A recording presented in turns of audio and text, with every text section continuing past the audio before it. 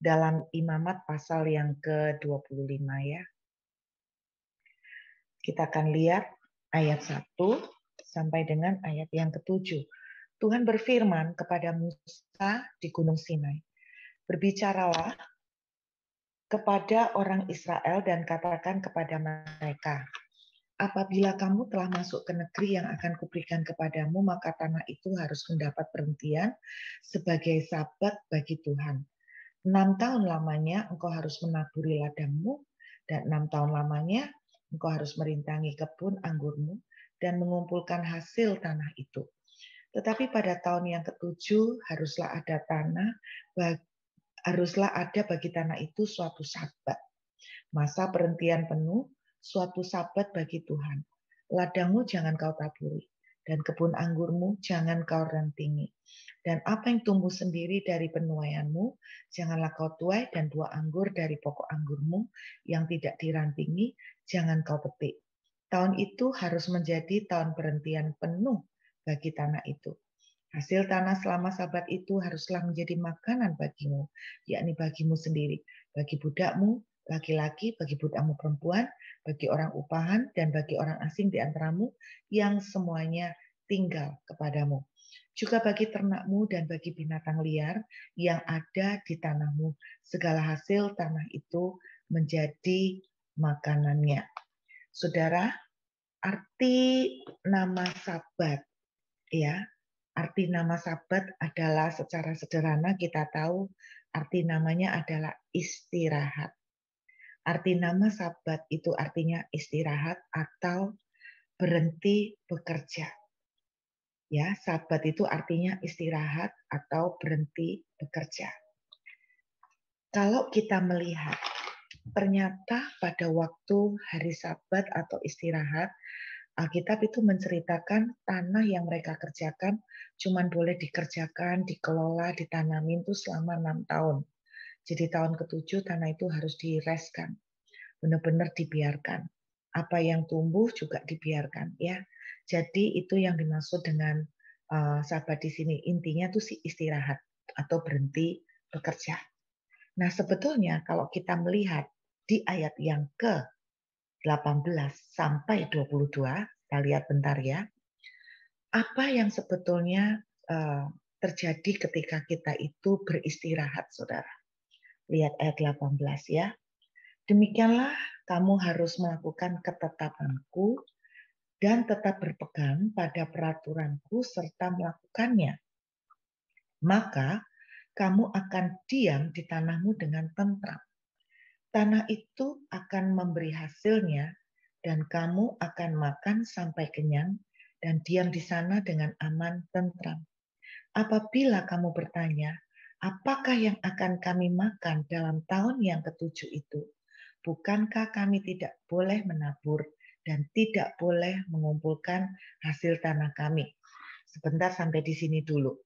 Seringkali yang menjadi pertanyaan orang kalau kita itu rest, kalau kita itu istirahat, istilahnya kalau buka toko dikasih waktu untuk tutup, orang itu akan berpikir, aku makan pakai apa? Aku makan apa dong kalau nggak ngerjain? Nah, saudara, ayat 20 itu yang menjadi pertanyaan orang Israel. Ayat 21, perhatikan. "Maka aku akan memerintahkan berkatku kepadamu dalam tahun yang ke-6, supaya diberinya hasil untuk 3 tahun." Diberinya hasil untuk 3 tahun. Jadi pada waktu tahun ke-6 ngerjain tanah, itu sama Tuhan hasilnya diberkati 3 kali lipat. Kenapa 3 kali lipat? Karena yang pertama untuk tahun ke-6, yang kedua untuk tahun ke-7, tahun di mana nggak boleh ngerjain apa-apa. Dan yang ketiga kan tahun ke-8. Tahun ke-8 kan baru mulai ngerjain lagi. Jadi Tuhan memberikan modal persiapan sebelum panenan, ada modal dari persiapan yang diberkati Tuhan di tahun ke-6 3 kali lipat. Nah, pelajaran yang bisa kita tarik pada waktu kita itu Sabat, saudara ya.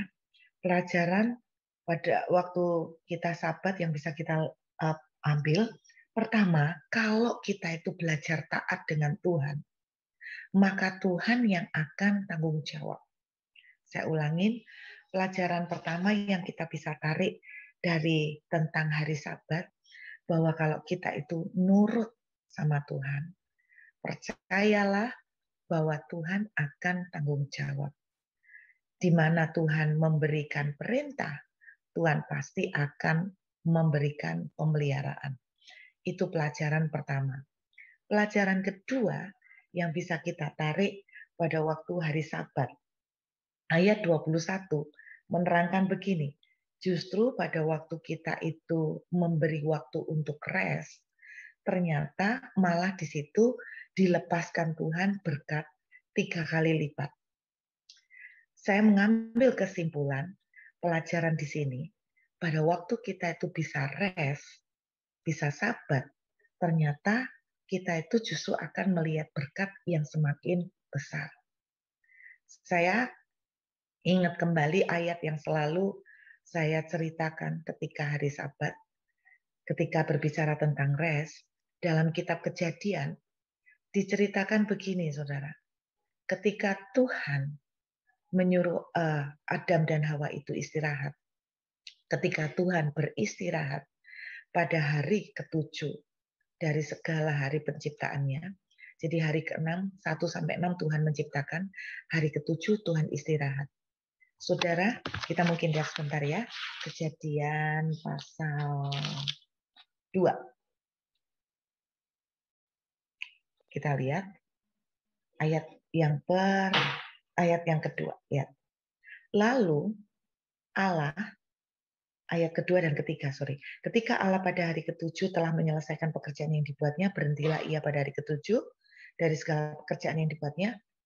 Lalu Allah memberkati hari ke-7 itu. Perhatikan. Lalu Allah memberkati hari ke-7. Jadi hari ke-1-6 Tuhan itu kerja. Hari ke-7 justru waktu rest, Tuhan secara khusus melepaskan berkat. Secara khusus Tuhan melepaskan berkat di hari ke-7. Berarti sebetulnya simpel. Hari istirahat itu justru berkatnya lebih spesial. Amin, saudara. Jadi pada waktu hari istirahat, justru berkatnya lebih spesial. Nah, kalau kita baca kembali di Imamat pasal 25 yang tadi, berkat itu bukan bicara tentang panenan melulu. Ternyata blessing-nya bukan bicara tentang panenan saja. 3 kali lipat, perhatikan. Ayat yang ke-18. Lihat, demikianlah kamu harus melakukan ketetapanku dan tetap berpegang pada peraturanku, serta melakukannya. Maka kamu akan diam di tanahmu dengan aman tentram. Saudara, ternyata di hari Sabat bukan hanya berkat materi yang dilepaskan Tuhan 3 kali lipat. Tetapi Alkitab juga menceritakan kamu akan diam di tanahmu dengan aman tentram. Kamu akan diam di tanahmu dengan aman tentram. Jadi ada blessing spiritual, ada blessing rohani, ada blessing batin ya, yang juga akan dilepaskan ketika kita istirahat. Jadi kesimpulannya, di hari istirahat, ketika kita belajar nurut sama Tuhan, di situ Tuhan akan memberikan istilahnya apa? Tuhan akan bertanggung jawab. Ketika kita istirahat, ketika kita belajar nurut dengan Tuhan, Tuhan akan bertanggung jawab. Yang kedua, justru di masa istirahat berkatnya 3 kali lipat nih kalau menurut ayat ini, lebih banyak. Dan ketiga, di masa istirahat kita justru melihat bukan hanya berkat materi, tetapi ada berkat rohani, berkat spiritual, berkat batiniah yang Tuhan akan lebih berikan buat kita. Intinya, saudara, hari Sabat atau hari istirahat, di mana orang Israel itu tidak boleh bertanam, tidak boleh, tanah itu tidak boleh digarap. Sebetulnya hari Sabat itu adalah hari di mana saudara dan saya memberikan kesempatan untuk mengandalkan Tuhan. Amin. Jadi yang keempat, Sabat itu sebetulnya kesempatan untuk mengandalkan Tuhan. Jadi saya simpulkan sekali lagi, Sabat itu kesempatan untuk taat, dan di mana kita taat, kita akan melihat tanggung jawab dan pemeliharaan Tuhan. Sabat itu kita akan melihat berkat materi yang lebih besar. Sabat juga akan melihat berkat ketenangan batinnya, berkat-berkat rohani, berkat spiritual, berkat batinnya. Dan yang keempat, sabat itu adalah kesempatan untuk mengandalkan Tuhan. Nah, sekarang kita akan lihat apa sih sebetulnya yang dilakukan oleh orang Israel pada waktu hari raya Sabat. Saudara, intinya menurut kitab Talmud, ya, menurut kitab Talmud, kitab rakyatnya orang Yahudi ya, ada 39 kegiatan. Kalau membaca itu lucu-lucu ya, saya tidak akan mendetail mendaftar 39 kegiatan yang dilarang dilakukan pada hari Sabat. Jadi ada 39 kegiatan. Tetapi 39 kegiatan ini dilarang sama mereka karena menurut mereka 39 kegiatan ini bisa dikategorikan sebagai kerja atau melakah, dalam bahasa Ibraninya melakah, kerja. Apa aja contohnya? Menabur, itu kerja, tidak boleh. Membajak, tidak boleh. Menuai juga nggak boleh. Mengikat nggak boleh. Buang sampah nggak boleh. Saya bayangkan ya, buang sampah nggak boleh, terus hari Sabat tuh jadi ngumpulkan semuanya. Buang sampah nggak boleh. Menampi nggak boleh. Menjahit nggak boleh. Membuat roti nggak boleh, Bapak Ibu. Jadi waktu baca 39 daftar ini lucu-lucu juga ya. Memindahkan benda lebih dari 4 hasta. Jadi 4 hasta ini beberapa meter yang membutuhkan cukup tenaga, enggak boleh. Menenun, terus enggak boleh. Menenun juga enggak boleh. Menulis enggak boleh lebih dari 2 huruf. Hah? Menulis lebih dari 2 huruf. Jadi waktu saya baca lucu ya. Menulis tidak boleh lebih dari 2 huruf. Berarti kalau bahasa Indonesia nulis saya nggak boleh Bapak Ibu, menulis saya karena lebih dari 2 huruf. Jadi cuma bisa boleh apa kalau bahasa Indonesia? Bahasa Inggris masih bisa, I bisa. Boleh pakai emoticon kali ya. Menulis pakai emoticon boleh. Tapi kalau I love you aja 3, nggak boleh Bapak Ibu. Tidak boleh lebih dari 2 huruf. Jadi kalau membaca ini lucu. Tetapi saya membaca kegiatan yang boleh. Nah, kalau kita fokus pada yang tidak boleh, stres saya. Yang boleh dilakukan pada waktu hari Sabat. Nah, ini lucu-lucu. Yang boleh merayakan Sabat, itu boleh. Jadi setiap kali orang Yahudi itu Sabat, hari Jumat sore itu ya, mereka akan kumpul dengan keluarga dekat, mereka boleh dan merayakan, makan-makan. Wah, cakpo. Mereka boleh. Jadi makan-makan boleh Bapak Ibu. Makan-makan sama keluarga boleh. Terus kemudian ke sinagog untuk doa. Itu jelas boleh. Kemudian kegiatan lain yang boleh dilakukan adalah mengunjungi keluarga. Jadi anggota keluarga boleh atau teman dengan jangkauan yang bisa diraih oleh jalan kaki. Itu boleh kegiatannya. Terus menerima tamu boleh loh. Menerima tamu boleh untuk ramah tamah. Nah, itu topik pembicaraannya juga dibatasin. Jadi menerima tamu boleh, menerima teman boleh, tetapi dalam konteks yang dibicarakan boleh yang fun-fun, yang menyenangkan. Tapi kalau bahas bisnis nggak boleh. Bahas tentang politik nggak boleh. Bahas sesuatu yang serius-serius nggak boleh. Tapi kalau untuk ngobrol-ngobrol, untuk bercanda-bercanda boleh. Terus membahas gosip nggak boleh Bapak Ibu. Jadi ngerasain orang nggak boleh. Itu saya baca kegiatan yang boleh dilakukan ya. Terus menyanyikan nyanyian-nyanyian boleh Bapak Ibu. Jadi menyanyi boleh dilakukan. Menyanyi dalam konteks sama keluarga, sama teman, nyanyi-nyanyi, having fun itu boleh. Membaca boleh, terus kemudian diskusi boleh, yang kelas berat boleh, tapi dengan catatan cuman boleh membahas yang berat-berat, berbicara tentang Torah. Jadi tadi kan saya bilang kalau ngobrol sama temen, bahas politik nggak boleh, bahas kerjaan nggak boleh. Tapi kalau membahas kitab Taurat boleh, belajar kitab Taurat boleh, kitab Talmud boleh, kitab Mishnah, kitab-kitabnya orang Yahudi semuanya boleh. Bahkan ini juga jangan kaget, hubungan suami istri dibolehkan. Bahkan menurut mereka pada waktu melakukan hubungan suami istri pada hari Sabat itu justru uh, double blessingnya, blessingnya double. Jadi istilahnya itu kalau mereka melakukan hubungan suami istri ketika hari Sabat, justru mereka akan mendapatkan blessing yang luar biasa, dahsyat dari Tuhan. Itu keyakinannya mereka. Double berkat, double istilahnya double blessing. Kemudian kalau kita kegiatan lain yang bisa dilakukan tuh bersosialisasi, itu boleh. Saudara, saya mengambil kesimpulan. Saya mengambil kesimpulan. Apa yang harus kita lakukan pada waktu sebetulnya kita itu rest.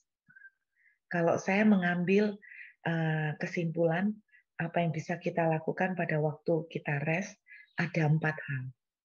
Yang pertama, kita itu rest dengan Tuhan. Nah, mereka kan boleh belajar Taurat, mereka boleh baca Taurat, mereka boleh diskusi tentang kitab Taurat atau kitab-kitab agama mereka. Dengan kata lain, apa sih yang kita perlu lakukan pada waktu kita Sabat? Kita itu rest dengan Tuhan. Kita mengambil waktu lebih banyak menyembah, banyak baca Alkitab. Kita mengambil waktu banyak berdoa. Itu rest dengan Tuhan. Yang kedua, saudara, kita itu mengambil waktu Sabat atau rest, itu adalah untuk rest dengan diri sendiri. Rest dari beban-beban pikiran. Kenapa saya bilang gitu? Karena tadi kan saya bilang, mereka bahkan membahas soal kerjaan tidak boleh. Mereka membahas soal sesuatu yang serius tidak boleh. Jadi intinya, ketika kita itu Sabat, apa yang kita lakukan? Kita itu rest dengan diri kita sendiri. Kita tidak boleh membawa banyak beban pikiran. Nah, banyak orang Kristen ketika mereka itu dalam tanda kutip fisiknya rest. Tetapi saudara, pada waktu fisiknya rest, mereka itu pikirannya nggak rest. Jadi itu bukan Sabat. Jadi ketika Sabat, pikiran kita juga istilahnya diberikan kesempatan untuk rest. Itu pada waktu kita Sabat. Nggak boleh mikir terlalu berat. Bapak Ibu, beberapa waktu yang lalu, seseorang datang sama saya untuk konseling. Waduh, waktu ketemu sama saya untuk konseling, Bapak Ibu sudah bisa membaca dia itu mukanya betul-betul muka depresi. Dan selama 1 tahun mukanya sampai seperti itu. Kenapa depresi? Singkat ceritanya, suaminya itu dalam kondisi koma. Jadi suaminya itu dalam kondisi koma, segala usaha untuk pengobatan suaminya untuk dikerahkan, sampai dia tuh tidak bisa bayar kontrak rumah dan sebagainya. Terus dia tuh nangis, terus bahkan dia bilang beberapa kali dia sempat kepengen mati. Saya tuh ngomong gini sama dia, gara-gara dia tuh nangis, istilahnya dia tuh nggak bisa move on, gara-gara dia itu nangis, saudara. Dia itu nggak bisa kerja, dia nggak bisa berpikir dengan sehat. Akibatnya apa? Kenapa dia nggak bisa sampai bayar sewa rumah? Karena selama 1 tahun dia nggak kerja. Kenapa dia nggak kerja? Karena dia stres. Kenapa dia stres? Karena dia mikirin terus kondisi suami. Saudara, saya tuh ngomong sama dia, kalau kayak gini terus keadaan ibu tidak akan pernah pulih. Saya bilang ibu harus bisa kontrol diri untuk bangkit. Dan tidak ada yang bisa menolong ibu kecuali ibu mengambil keputusan untuk mau berhenti dari yang namanya mengasihani diri sendiri. berhenti dari yang namanya mengasihani keadaan, meratapi nasib, bangkit supaya ada kekuatan untuk apa? Untuk kerja, untuk move on. Saudara, ini yang diajarkan Tuhan melalui hari Sabat. Ada waktunya kalau Anda sumpek soal kerjaan, istirahatlah. Nggak usah mikirin, nggak usah mikirin sama sekali. Perlu waktu. Kita tuh perlu waktu untuk mengistirahatkan pikiran kita. Udah, nggak usah dipikirin gimana kerja ini mau diputer-puter kayak apa. Istirahat. Nggak usah ditangisin terus, nggak usah diratapin terus. Ada waktu kita itu kasih waktu untuk rest. Dan ternyata saudara, janji Tuhan, waktu kita rest, itu kesempatan kita mengandalkan kuasa Tuhan untuk turun. Waktu kita rest, Alkitab menuliskan kita tuh aman, tentram. Ada kekuatan rohani yang akan kita tarik. Ada damai sejahtera yang akan kita tarik. Waktu kita rest, sebuah janji yang Tuhan berikan. Ketika Tuhan diberi kesempatan untuk turun tangan, justru blessing-nya akan justru lebih Bapak Ibu, daripada kita tuh ngoyok pakai kekuatan kita, kerja setengah mati sampai ngoyok, sampai dipikirin sampai total, diputer-puter sampai stres. Justru kita tuh tidak akan melihat blessing Tuhan. Saya pernah ngalamin ketika Tuhan itu menyuruh saya selama beberapa minggu untuk benar-benar nggak kerja, untuk benar-benar istirahat.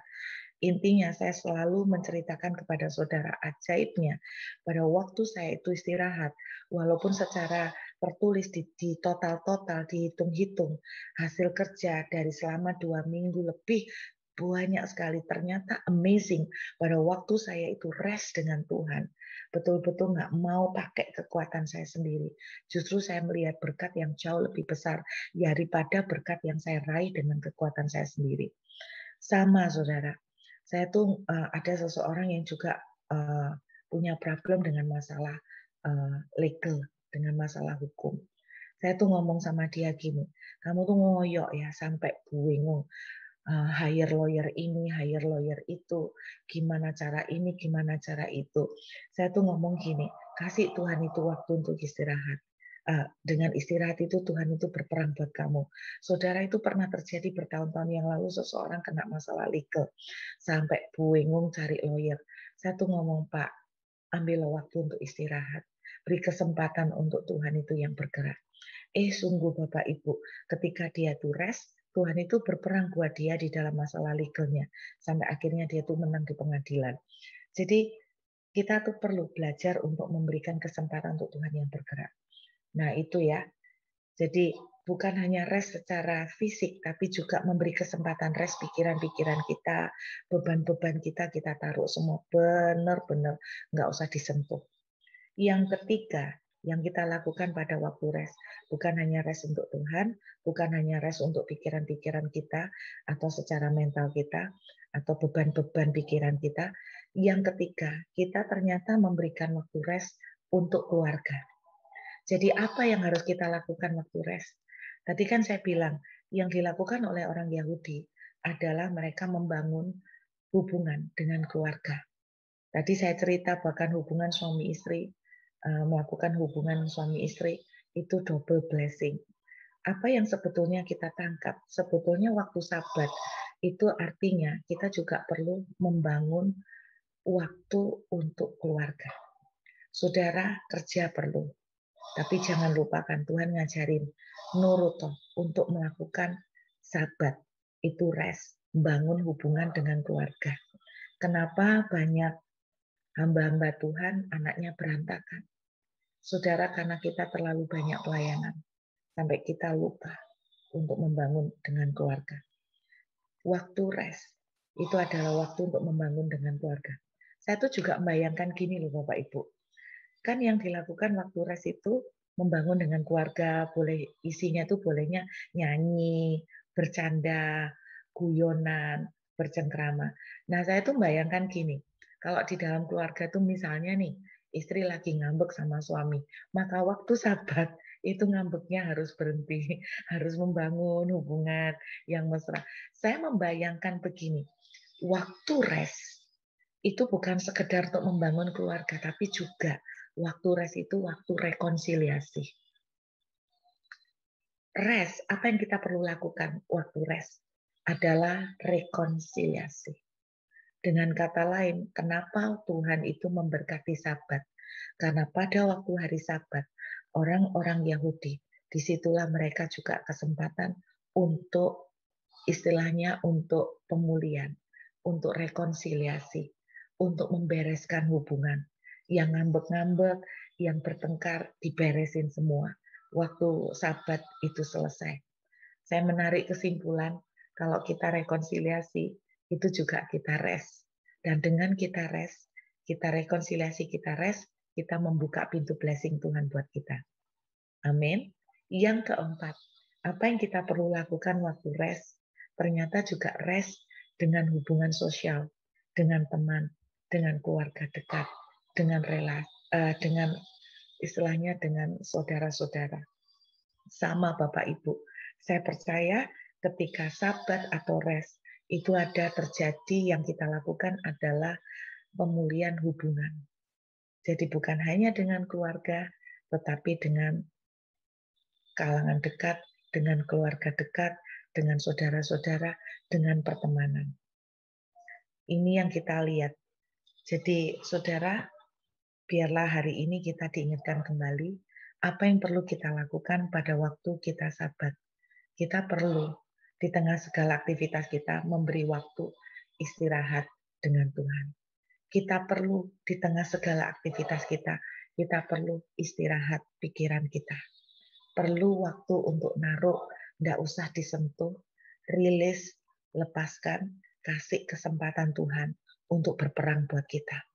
Kalau Anda sudah melakukan terbaik, tetapi Anda tidak bisa apa-apa, itu waktunya sebuah panggilan. Anda perlu sabar. Anda mengatasi satu masalah, tidak selesai-selesai. Anda harus tahu ada sebuah panggilan Anda perlu untuk melakukan sabar. Rest dari segala beban pikiran dan masalah. Yang ketiga, bangun. Waktu rest adalah perlu waktu untuk beri untuk keluarga. Saudara, saya selalu ngomong begini, urutan prioritas itu gini, urutan prioritas. Jangan salah, urutan prioritas. Satu itu Tuhan. Oke? Satu itu Tuhan. Dua, itu keluarga. Bukan pelayanan. Oke? Prioritas pertama Tuhan. Saudara, jangan samakan banyaknya pelayanan itu dengan Anda memprioritaskan Tuhan. Yang saya maksud prioritaskan Tuhan, hubungan pribadi dengan Tuhan, itu tidak pernah boleh digantikan. Bukan pelayanan. Anda ikut PDA, BC sampai Senin, sampai balik Senin. Anda ikut kegiatan ini sampai banyak. Bukan itu. Itu pekerjaan pelayanan. Prioritas pertama itu Tuhan. Hubungan pribadi dengan Tuhan. Prioritas kedua adalah hubungan kita dengan keluarga. Kalau suami sama istri, jadi orang yang sudah berkeluarga, maka prioritas kedua ini adalah suami atau istri atau pasangan kita. Nah, kebanyakan kalau kita udah punya anak, rata-rata suami istri gini, prioritasnya anak. Jadi suami atau pasangan kita dalam tanda kutip kita tidak terlalu pusingin. Saudara, Anda perlu tetap untuk memikirkan bagaimana Anda itu perlu membangun dengan suami atau istri. Suami atau istri, Anda perlu waktu. Sekalipun pernikahan Anda sudah 20 tahun kek, mau 30 tahun kek, Anda perlu waktu dalam seminggu, perlu waktu pacaran sama pasangan saudara. Jangan alasan karena kita ini udah tua, nggak perlu pacaran. Anda perlu pacaran sama suami atau istri. Jadi jangan pakai alasan malah sudah tua ya aneh romantis-romantisan. Harus prioritas pertama setelah Tuhan adalah suami istri Anda, pasanganmu. Suami, Anda perlu seminggu sekali keluar pacaran sama istri. Nggak punya duit, Nggak usah makan di restoran. Nanti duduk di pinggir mana, ngobrol-ngobrol, berpegangan tangan, rangkulan, mesraan lagi. Harus. Jangan alasan aku sibuk melayani Tuhan dari Senin sampai Senin. Enggak, itu prioritas kedua, keluarga. Amin, saudara. Keluarga, suami, istri, baru kemudian anak. Yang ketiga, ya, kayak zaman kuliah betul. Kayak zaman kuliah mesra lagi. Yang ketiga, jadi Anda harus ingat prioritasnya urutan yang ketiga, baru yang ketiga ini lain-lain. Yang ketiga ini lain-lain apa? Pekerjaan, pelayanan. Nah, ini masuk di sini. 3. Pekerjaan, pelayanan di 3. Jadi jangan dibolak-balik. Nangkep ya Bapak Ibu. Jadi intinya ini tidak boleh Anda lupakan. Bangun hubungan sama keluarga. Sahabat itu perlu. Saya dulu ngomong sama beberapa orang, lu tuh jangan bolak-balik kebanyakan ikut PD sampai kamu tuh lupa suami atau istrimu mbok telantarkan, anak-anakmu mbok telantarkan. Enggak. Kita harus ada waktu sama mereka.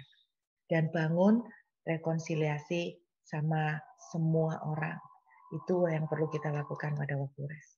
Maka janji Tuhan, blessing Tuhan akan dilimpahkan. Janji Tuhan, engkau akan tinggal dengan aman, tentram, dan penuh sukacita. Amin Bapak Ibu. Saya akan akhiri dengan satu kalimat. Tuhan bilang, lakukan ini sebagai ketetapan daripadaku. Dengarkan, Sabat adalah sebuah perintah, bukan pilihan. Harus. Tuhan memerintahkan, harus kasih waktu rest dengan Tuhan. Harus sediakan waktu rest soal pikiran. Harus sediakan waktu rest soal kerjaan. Harus sediakan waktu rest untuk keluarga. Dan harus sediakan waktu rest untuk membangun hubungan. Memulihkan. Ini adalah sebuah perintah, bukan pilihan. Berarti Anda harus melakukannya. Kalau saudara dan saya tidak melakukan, firman Tuhan berkata, kita sama dengan tidak melakukan kehendak Tuhan. Anda mau melakukan kehendak Tuhan? Sabat. Bangun hubungan lagi sama suami, sama istri, sama anak-anak. Rest. Nggak bahas yang serius. Cuman bercanda. Guyonan. Sesuatu yang ringan-ringan. Istirahatkan pikiran. Nggak usah dipikirin persoalannya. Kasih waktu untuk istirahat. Untuk yang fun. Untuk istirahat juga dengan Tuhan. Amin. Kasih waktu untuk selesaikan rekonsiliasi. Bangun hubungan jadi hubungan yang fun. Maka berkat Tuhan akan diperintahkan.